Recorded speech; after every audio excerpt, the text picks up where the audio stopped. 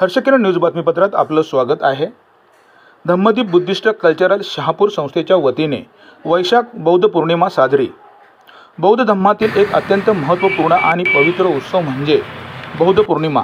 या दिवशी तथागत गौतम बुद्धांचा जन्म झाला, त्याच दिवशी तथागतांना ज्ञानप्राप्ती झाली आणि त्याच वैशाख पौर्णिमेला तथागतांचा मृत्यू महानिर्वाण झाले। गृहत्यागानंतर सिद्धार्थ गौतमांनी सत्याच्या शोधासाठी कठोर तपश्चर्या साधना केली। बौद्धगया येथील बोधिवृक्षाखाली बुद्धत्व ज्ञानप्राप्ती झाली।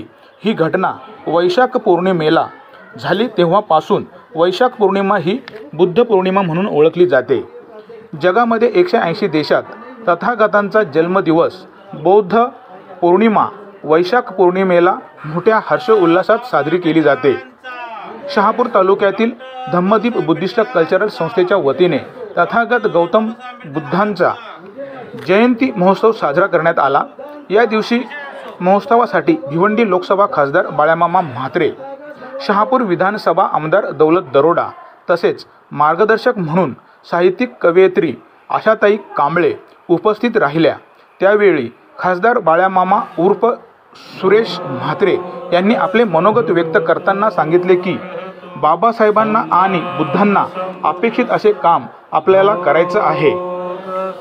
जगाचा देशाचा विचार केला तर हा देश संरक्षणाच्या नावाखाली काही लाख रुपये खर्च करतात, त्यापेक्षा आपण जर बुद्धांचा विचार अंगीकारला तर काही लाख करोड रुपये वाचतील आणि आपला देश हा प्रगतीपथावर असेल, महासत्ता बनेल।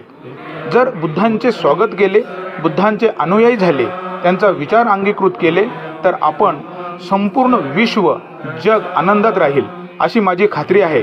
तसेच या देशात तळागाळातील सर्वसामान्य माणसापासून ते उच्चभ्रू व्यक्ती सामान्यांना न्याय मिळावा म्हणून डॉक्टर बाबासाहेबांनी जे काम केले आहे ते काम अतिशय मोलाचे आहे। संविधानातून जो न्याय दिला आहे ते सर्व श्रेय फक्त आणि फक्त डॉक्टर बाबासाहेब आंबेडकरांना आहे। त्याच संविधानावर आपला देश चालत आहे आणि आपण महासत्ता बनण्याच्या मार्गावर आहे असे मनोगतातून व्यक्त केले। शहापूर यांच्या वतीने आयोजित बुद्ध जयंती महोत्सव आणि या महोत्सवानिमित्त या कार्यक्रमात सहभागी सन्माननीय आमदार दौलत दरोडा साहेब, अविनाशजी थोरात साहेब, किशनरावजी तरमळे साहेब, आशाताई कांबळे, आत्मारामजी घायवाड साहेब, मधुकरजी उबाळे साहेब, दीपेशजी कांबळे साहेब, प्रधान सर जयरामजी पवार, व्यासपीठावर उपस्थित सर्व सन्माननीय अतिथी, व्यासपीठावर समोरील सर्व सन्माननीय बंधू आणि भगिनी, खास करून या कार्यक्रमाच्या माध्यमातून सर्वात प्रथम त्यांच्या जयंतीनिमित्त हा महोत्सव साजरा केला जातोय त्या बुद्धांना आणि डॉक्टर बाबासाहेब आंबेडकर यांच्या स्मृतीस विनम्र अभिवादन करतोय। ह्या कार्यक्रमात खास करून मार्गदर्शक म्हणून आशाताई कांबळे यांचं खरं मार्गदर्शन होणार आहे। राजकीय व्यक्ती हे कधी मार्गदर्शन करत नाही, आम्ही आमच्या भावना व्यक्त करतोय, तुमच्या भावना ऐकून घेतोय, परंतु प्रत्यक्षात बुद्ध समजायचं असेल, बाबासाहेब समजायचं असेल तर आशाताईला जास्तीत जास्त वेळ द्यायला पाहिजे। खरं म्हटलं तर यापुढे माझी अशी आयोजकाला विनंती राहील, कदाचित मी चुकी असेल, बरोबरही असेल, चूक असेल तर माफी मागेल, परंतु अशा कार्यक्रमांच्या माध्यमातून इतर लोकांना बोलू न देता ज्या व्यासपीठावरील प्रमुख मार्गदर्शक असतील, जसे आज आशाताई आहेत, अन्य मान्यवर, अशा मान्यवर व्यक्तींना जास्तीत जास्त वेळ द्यावा, तर त्यांच्या माध्यमातून तुम्हा आम्हा सगळ्यांना, तर आम्ही देखील परिपूर्ण नाही आहोत, आम्हाला देखील बुद्ध कळायचं अजून बाकी आहे, बाबासाहेब कळायचे बाकी आहे आणि म्हणून अशा कार्यक्रमांच्या माध्यमातून आपल्याला नक्कीच या गोष्टीचा उलगडा देखील होऊ शकतो। तरीसुद्धा या धम्मदीप बुद्धिस्ट कल्चरल संस्था या संस्थेचे काम पाहिलं, खूप चांगलं काम आहे. खरं म्हटलं तर बाबासाहेबांना आणि बुद्धांना अपेक्षित असं काम ही संस्था करतोय. या संस्थेत पाहिलं डॉक्टर आहेत, ॲडव्होकेट आहेत, सगळे प्रोफेसर आहेत, सगळे मंडळी ही त्या त्या क्षेत्रातील नामवंत अशी मंडळी आहे. आणि त्यामुळं साहजिकच कमी कालावधीमध्ये या संस्थेचा प्रगती, या संस्थेच्या माध्यमातून आपण जे हॉलमध्ये बसतोय हे प्रशस्त हॉल आहे. बाजूला आपण पाहिलं असेल तर जिथं आज आपली सगळ्यांची गरज आहे, आपलं उद्याचं भविष्य अर्थातच आपले विद्यार्थी हे घडवायचे असतील, त्यांचा अभ्यास व्हायचा असेल तर आज अशा प्रकारच्या अभ्यासिकांची गरज आहे. जी अभ्यासिका आपण आपल्या संस्थेच्या माध्यमातून निर्माण केलेली आहे. खरं म्हटलं तर आपल्या संस्थेचे आभार व्यक्त करताना मी देखील आपलं एवढंच सांगेन की मी खासदार आहे आणि मला कल्पना आहे मी खासदार होताना आपण सगळ्यांनी मला भरभरून असं मतदान केलेलं आहे आणि हे मी नाही, सगळ्यांना कल्पना आहे. त्याच्यामुळं साहजिकच आपला 100% अधिकार हा माझ्यावर आहे.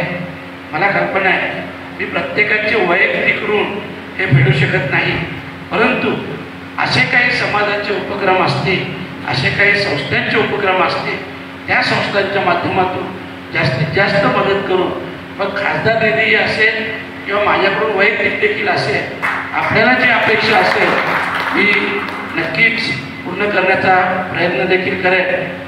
आजच्या ह्या युगामध्ये आपण पाहिलं असेल, संपूर्ण जगाचा विचार केला तर काही लाख करोड रुपये हे संपूर्ण जग, सगळे देश एक संरक्षणाच्या नावाखाली काही लाख करोड रुपये खर्च करतात.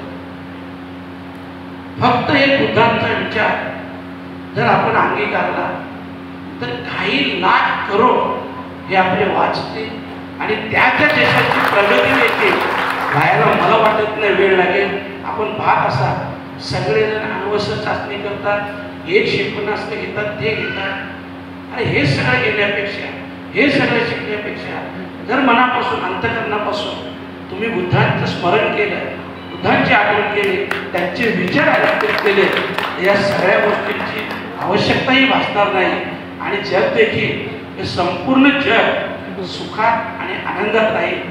आज आपण दुसरी गोष्ट पाहत असाल की एकीकडं जगामध्ये राष्ट्र म्हणून संबोधलं जातं आणि त्याचं सगळं श्रेय हे बाबासाहेबांना दिलं जातं. खरं म्हटलं तर बाबासाहेबांवर सगळ्यांचाच अधिकार आहे. तर बाबासाहेबांनी संविधान बनवताना असं संविधान बनवलं की या देशाच्या तळागाळापासून तर उच्चभ्रू लोकांपर्यंत सगळ्यांना त्या त्या प्रकारचा न्याय मिळावा. तर आज मी पाहतो आम्ही ओबीसी मध्ये आहे, परंतु ओबीसीसाठी देखील खूप मोठा कोटा त्यावेळेस मी फक्त ऐकलंय, मला डिटेल्स माहीत नाही, परंतु काही गोष्टी ओबीसीच्या बाबासाहेबांना देखील सूचना केल्या गेल्या होत्या, परंतु त्या सूचना बाबासाहेबांनी न ऐकता ओबीसींना एवढं मोठं स्थान या संविधानात या देशात दिलं आणि म्हणून आज ओबीसी समाज देखील एवढ्या मोठ्या प्रमाणात शिक्षण घेऊन आज उडालेला समाज म्हणून झालेला आहे आणि यांचं सगळं श्रेय हे बाबासाहेबांचं आहे. आज याच संविधानावर आपला देश चालत आहे आणि म्हणूनच आपण आज जगातील सगळ्यात मोठी महासत्ता होण्याच्या मार्गावर आज आपला देश आहे आणि त्याचं सर्वस्व श्रेय हे बाबासाहेबांचं आहे. या देशातील ज्या जे सर्वसामान्य नागरिक आहेत त्या सगळ्यांचं आहे. मी आजच्या दिवस मला खरं म्हटलं तर कार्यक्रम सोडून जाताना वाईटही वाटतोय, परंतु खूप कार्यक्रम असल्यामुळं मी फक्त अशा टाईपची माफी मागेन. आई मला तुमचे विचार ऐकायचे आहेत, परंतु मी रेकॉर्डिंग करून नक्की ऐकेन, तुम्हाला कॉलही करेन. कारण मी माझं शिक्षण फक्त 12वी झालेलं आहे, परंतु आपल्यासारख्या तत्वज्ञानी विचारी लोकांचे विचार ऐकून आज मी या व्यासपीठावरून बोलतोय किंवा आज जे मी काय समजतो ते ह्यामुळे समजतो आणि म्हणूनच मी आपली माफी मागतो आणि आपली देखील सगळ्यांची माफी मागतो. परंतु या ट्रस्टसाठी किंवा आपल्या सामाजिक कुठलंही काम असेल समाजासाठी, मग ते समाजाचा हॉल असू द्या किंवा इतर काही विषय असू द्या, मी 100% आपल्या सोबत आहे. आपण जे सांगाल ते मी नक्कीच प्रामाणिकपणे, एक राजकारणी म्हणून सोडा, परंतु प्रामाणिकपणे मी ते काम करेन अशा प्रकारचं आपल्याला शब्द देतो आणि आपल्या सगळ्यांची रजा घेतो. जय हिंद, जय महाराष्ट्र, जय भीम.